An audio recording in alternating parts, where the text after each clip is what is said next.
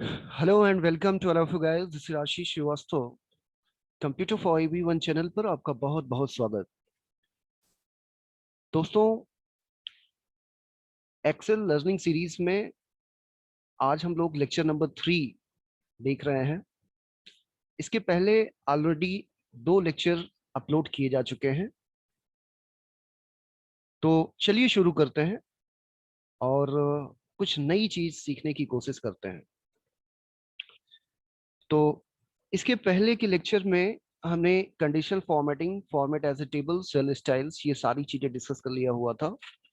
इसी तरीके से इंसर्ट एंड डिलीट, ये ऑप्शंस के, ये मेनूज के अंतर्गत ये सारी चीजें हमने इंसर्ट सेल, इंसर्ट सीट रोज, इंसर्ट सीट कॉलम्स, और इसी तरीके से डिलीट सीट रोज, डिलीट सीट कॉलम्स, ये सारी चीजें हमने डिस्कस कर लिया हुआ था। ठीक है। और फिर यहाँ पर एक ऑप्शन आप देख रहे हैं, डिलीट सीट। डिलीट सीट का क्या मतलब होता है कि जैसे कि यहाँ पर आप देखें, यहाँ पर तो सीट 1, सीट 2, सीट 3 यहाँ पर दिखाई दे रहा है। These are different different worksheets. और मान लीजिए कि आप यहाँ पर सीट 3 ये डिलीट करना चाह रहे हैं, तो सीट 3 डिलीट करने के लिए हम यहाँ पर डिलीट पर जाते हैं और डिलीट सीट पर क्लिक कर देते हैं। तो ये देखिए, मैं यहाँ पर क्लिक कर रहा हूँ तो सीट नंबर 3 यहाँ से डिलीट हो जाती है। और इसी तरीके से मुझे अगर सीट इंसर्ट करना होगा तो मैं यहाँ पर शिफ्ट के साथ में F11 प्रेस करूंगा। ठीक है। इसके लिए कीबोर्ड शॉर्टकट क्या होता है, शिफ्ट प्लस F11। ये होता है for inserting seat, for inserting worksheet. ठीक है। तो वर्कशीट इंसर्ट करने के लिए आप ये शॉर्टकट यूज कर सकते हैं, शिफ्ट प्लस F11, राइट।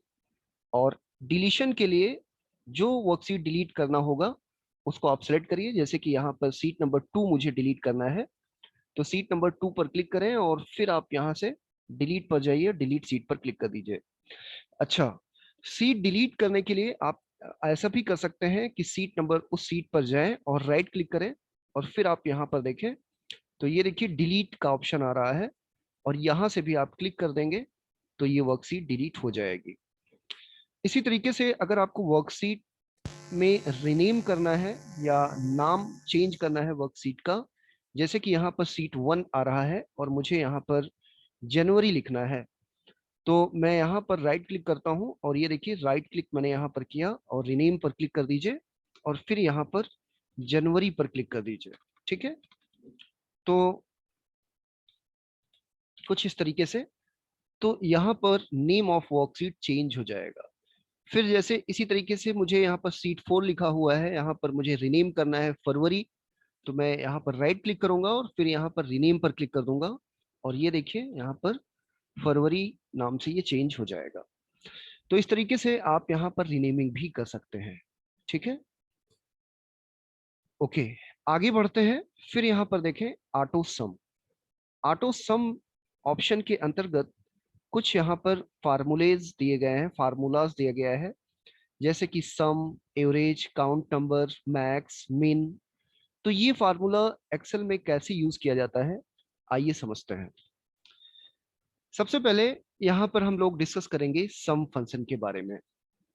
तो सम फंक्शन किस तरीके से यूज होगा, जैसे कि मान लीजिए मैं हाइट थोड़ी सी और यहाँ से बढ़ा दे रहा हूँ। ठीक है। ओके, ताकि मुझे स्क्रीन और भी क्लियर दिखे, राइट।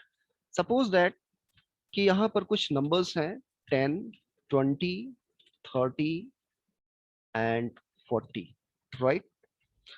जैसे कि नाम है सम फंक्शन, तो सम के जरिए हम नंबर्स ऐड करने का काम करते हैं। यहाँ पर मैंने अलग अलग सेल्स में कुछ नंबर लिखा हुआ है, 10, 20, 30, 40।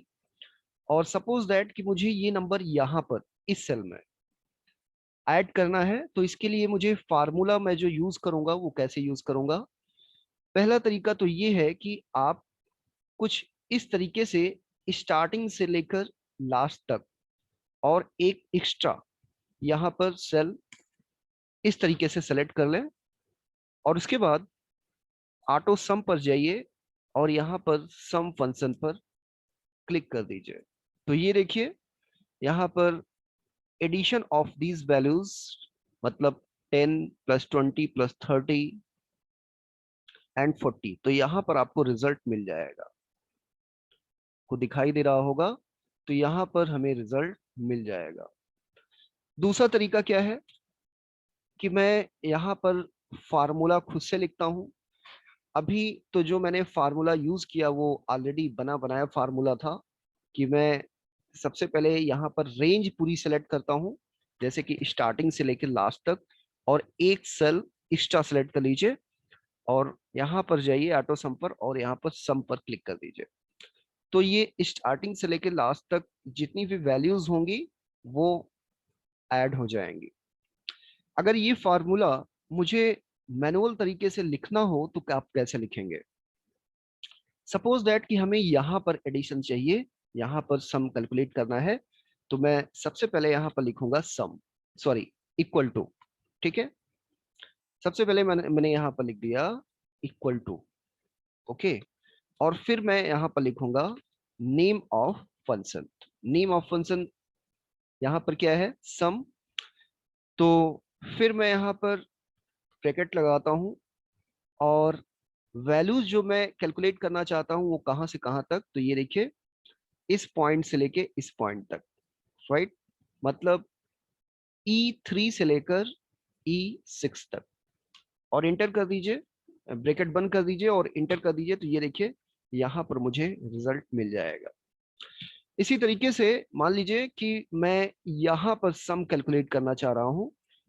ये जो वैल्यूज हैं जो कि स्टार्ट होती हैं E3 से लेकर E6 तक, और ये मैं ऐड करना चाह रहा हूँ यहाँ पर। तो ऐसा करने के लिए मुझे यहाँ पर फार्मूला लिखना पड़ेगा, और फार्मूला लिखते समय सबसे पहले यहाँ पर इक्वल साइन आप लगाते हैं। एक चीज ध्यान रखिएगा कि एक्सेल में कोई भी फार्मूला आप लिखेंगे तो सबसे पहले इक्वल साइन आप जरूर लगाएंगे। This is compulsory in each and every formula in Excel. तो मैं यहाँ पर इक्वल साइन लगाता हूँ, फिर मैं आप यहाँ पर नेम ऑफ फंक्शन, तो नेम ऑफ फंक्शन यहाँ पर क्या है? सम। साइज में थोड़ी सी और बड़ी कर देता हूँ, ठीक है, ताकि आप यहाँ पर देख पाए। तो मैंने यहाँ पर लिख दिया equal to and after that name of function that is sum, और फिर यहाँ पर आप ओपनिंग ब्रैकेट लगाएं और जहां से जहां तक वैल्यू आप कैलकुलेट करना चाहते हो, जैसे कि मान लीजिए E3 से लेकर E6 तक, तो मुझे यहाँ पर लिखना पड़ेगा E3 एंड कॉलर लगाइए शिफ्ट के साथ में, और फिर this is the starting cell, और कहाँ तक? 40 जो कि कहाँ पर है? E6 तक। तो E3 से लेकर E6 तक कुछ इस तरीके से। तो जैसे आप यहाँ पर लिखिए उसके बाद तो क्लोजिंग ब्रैकेट और फिर यहाँ पर इंटर कर दीजिए। तो ये देखिए यहाँ पर जो रिजल्ट मिल जाएगा वो मुझे एडिशन ऑफ दीज वैल्यूज मिल जाएगा।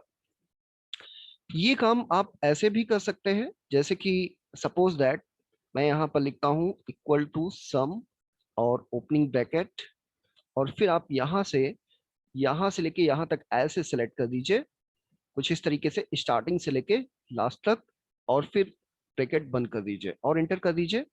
तो ऐसे भी यहाँ पर आप ये कैलकुलेशन कर सकते हैं। तो इस तरीके से सम फंक्शन किस लिए यूज होता है? तो आपने देखा कि सम function is use to some, मैं यहाँ पर लिख दे रहा हूँ नोटपैड में,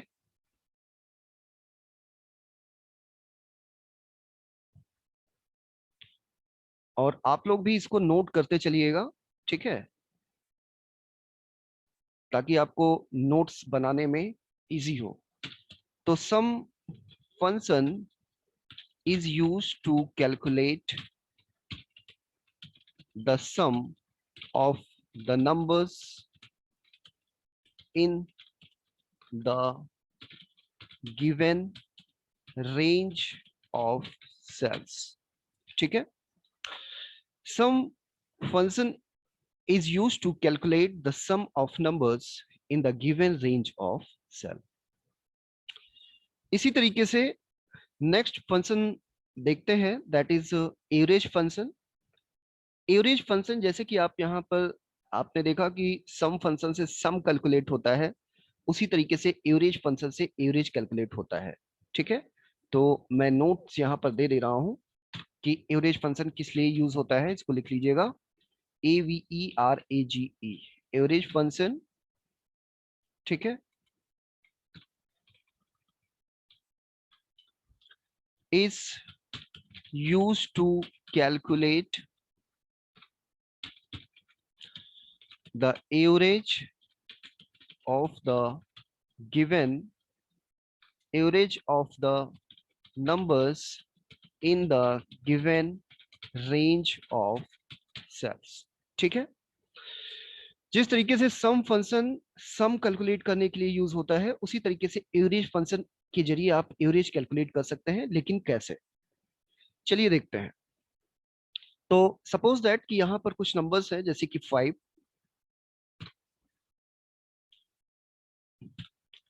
मैं थोड़ी सी सेटिंग चेंज कर दे रहा हूं ताकि बार बार ये मुझे करना ना पड़े। तो सपोज दैट कि यहाँ पर कुछ वैल्यूज हैं जैसे कि 5, 10 और 5 एंड 6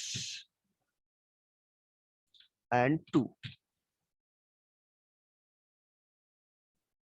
ठीक है, तो दीज आर वैल्यूज, और मैं यहाँ से सेंट्रल कर दे रहा हूँ, सेंटर। तो ये देखिए अलाइनमेंट सेंटर हो गया, और मुझे यहाँ से लेके यहाँ तक इन वैल्यूज का जो एवरेज है वो कैलकुलेट करना है।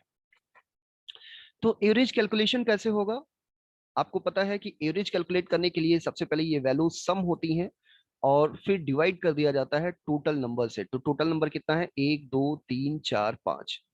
ठीक है, तो सम अगर आप इसका देखेंगे तो 10 5 15 5 20 6 26 और 2 28, एंड 28 डिवाइडेड बाई 5 जितना होगा वो एवरेज होगा।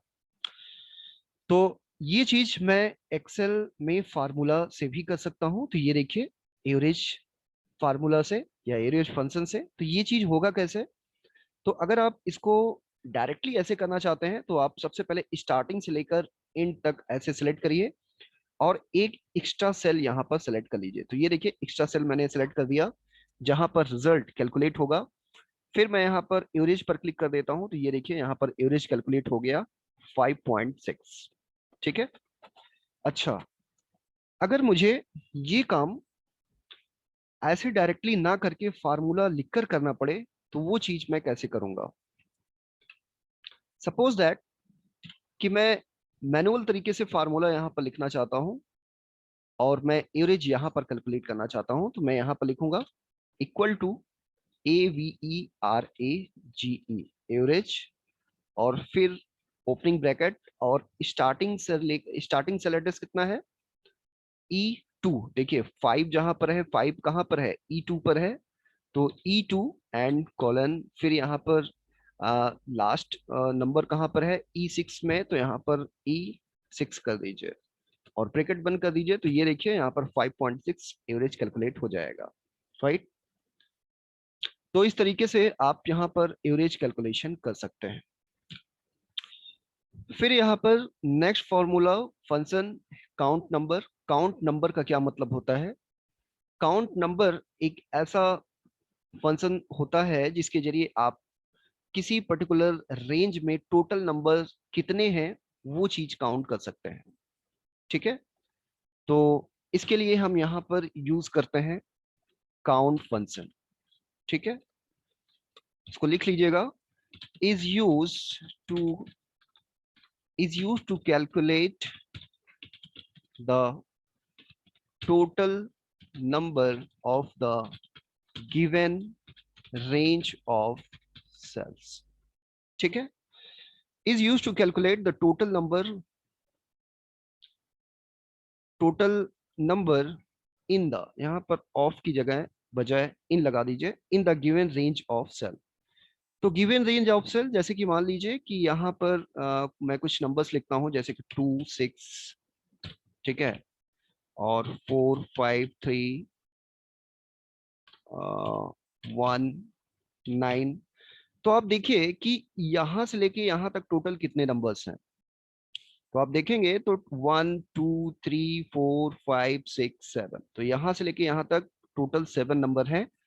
ये चीज मुझे कैलकुलेट करना हो तो मैं यहाँ पर सपोज दैट मुझे यहाँ पर रिजल्ट चाहिए कि ये इस रेंज से लेकर इस रेंज तक टोटल कितने नंबर हैं। तो इसके लिए मैं यहाँ पर स्टार्टिंग से लेकर लास्ट तक सेलेक्ट करता हूँ और प्लस एक एक्स्ट्रा सेल सेलेक्ट कर लेता हूँ।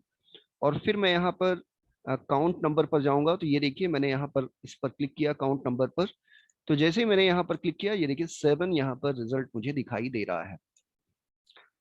ये चीज आप डायरेक्टली खुद से भी फार्मूला लिखकर कर सकते हैं। मैं यहाँ पर लिखूंगा इक्वल टू काउंट और फिर ओपनिंग ब्रैकेट और स्टार्टिंग सेल एड्रेस क्या है G2। तो मैं यहाँ पर लिखता हूँ G2 एंड कॉलन और फिर लास्ट सेल एड्रेस कितना है, मतलब कि 1 कहाँ पर है तो G7 में है। तो यहाँ पर मैं G7 कर देता हूँ। तो जैसे यदि रेंज सही होगी तो ये ऑटोमेटिकली इस तरीके से हाईलाइट हो जाएगा। और इंटर करिए तो ये देखिए यहाँ पर टोटल कितना दिखाई दे रहा है। आ, एक मिनट, कहीं थोड़ा सा फार्मूला आई थिंक कुछ मिस्टेक है, फिर से मैं करता हूँ। राइट, तो यहाँ से 3 और 4 7, ठीक है। तो मैं यहाँ पर लगाता हूँ फार्मूला इक्वल टू काउंट और कहाँ से कहाँ तक, G2 से लेकर G7 तक। नहीं, G7 तक नहीं, ये एक्चुअली ये थोड़ा सा हाइड हो जा रहा है, इसकी वजह से 9 हमें दिखाई नहीं दे रहा है। राइट, तो मैं एक काम करता हूँ कि काउंट यहाँ पर लगा देता हूँ। तो मैं यहाँ पर लिखता हूँ सपोज दैट मुझे यहाँ पर काउंट करना है 2 से लेकर G8 तक टोटल कितने नंबर हैं, 3 2 5 और 2 7, ठीक है। तो मैं यहाँ पर लिखता हूँ इक्वल टू काउंट और स्टार्टिंग सेल एड्रेस कितना है G2 से लेकर कहाँ तक G8 तक। राइट, तो यहाँ पर G8 लिखिए और इस तरीके से बंद कर दीजिए। तो ये देखिए यहाँ पर हमें जो वैल्यू मिल रही है वो 7, मतलब G2 से लेकर G8 तक कितने नंबर्स हैं, 3 2 5 और 2 7। तो इस तरीके से आप यहाँ पर काउंट फंक्शन यूज कर सकते हैं। इसी तरीके से सपोज दैट कि मुझे मैक्सिमम वैल्यू कैलकुलेट करना हो, जैसे कि यहाँ पर कुछ वैल्यूज हैं, मैं यहाँ पर कर देता हूँ 10 20, ठीक है, 54 62 32 78 एंड 95। राइट, और दीज आर वैल्यूज और मुझे ये पता करना है कि इस रेंज में लार्जेस्ट वैल्यू कितनी है, ठीक है, मतलब मैक्सिमम वैल्यू कितनी है। तो मैक्सिमम वैल्यू फाइंड आउट करने के लिए मुझे यहाँ पर मैक्स फंक्शन यूज करना पड़ेगा। तो मैं यहाँ पर लिख भी दे रहा हूँ max function. Max function is use to calculate the maximum value in the given range of cell.